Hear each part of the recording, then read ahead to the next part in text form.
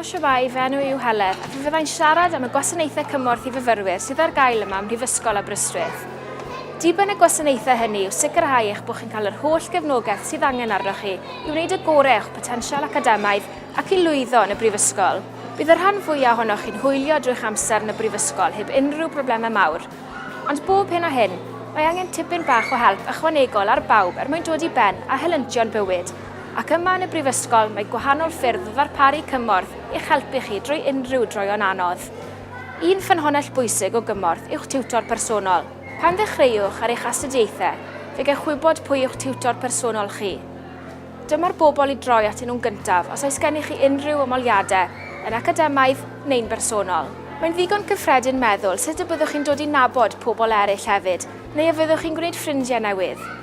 I'ch helpu chi ymgartrefu'n gyflym, mae Brifysgol yn trefnu nifer o weithgareddau yn yr wythnosau cyntaf, ac yno fe gewch y cyfle i gwrdd â staff a myfyrwyr eraill. Bydd cyfleoedd hefyd i ymuno ar gwahanol glybiau, cymdeithasau a'r mentrau gwirfoddoli sydd ar gael yma. Mae hynny'n ffordd dda o gwrdd â myfyrwyr sydd â diddordebau tebyg i chi.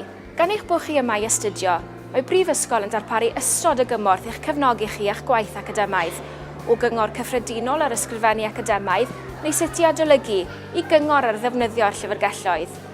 Mae sesiynau tiwtora arbenigol ar gael hefyd i'r myfyrwyr sydd â gofynion dysgu penodol.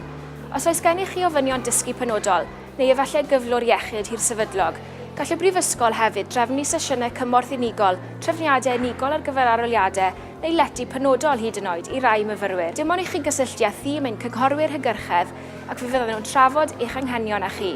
Gallen nhw hefyd eich helpu i wneud cais am gymorth ariannol arbenigol o'r enw lwfans i fyfyrwyr yn abal, sef y DSA.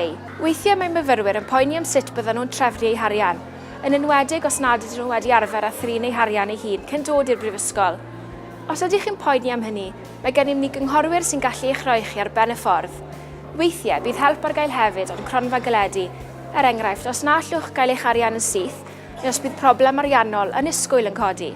Mae Aberystwyth hefyd yn darparu ystod o osgloriaethau academaidd a bwrsariaethau, felly efallai bydd yn werth i chi wneud tipyn o ymchwil i weld beth sydd ar gael. Rydym ni'n gofyn i chi hefyd, rhag ofn, i gofrestru a meddyg teulu lleol yn syth ar ôl i chi gyrraedd. Yma hefyd mae gennym ni wasanaeth lles sy'n cynnig cymorth i fyfyrwyr sydd ag unrhyw broblemau emosiynol, seicolegol neu iechyd meddwl. Ac os yw'n briodol, maen nhw'n cydweithio â chyrff cymunedol a statudol lleol i sicrhau bod cymorth priodol yn cael ei ddarparu. Os ydych chi magu plant wrth i chi astudio, mae ein cynghorwyr yn gallu eich cyfeirio at wybodaeth am yr ysgolion lleol ac am ofal plant. Felly dyna ni. Diolch am roi'ch amser i wylio'r fideo yma. Gobeithio ei fod e wedi bod yn ddefnyddiol i chi. Cewch fwy o wybodaeth ar ein gwefan neu fe allwch godi unrhyw gwestiynau ar ein gwasanaeth sgwrs sydyn. Diolch am wrando a phob hwyl i chi.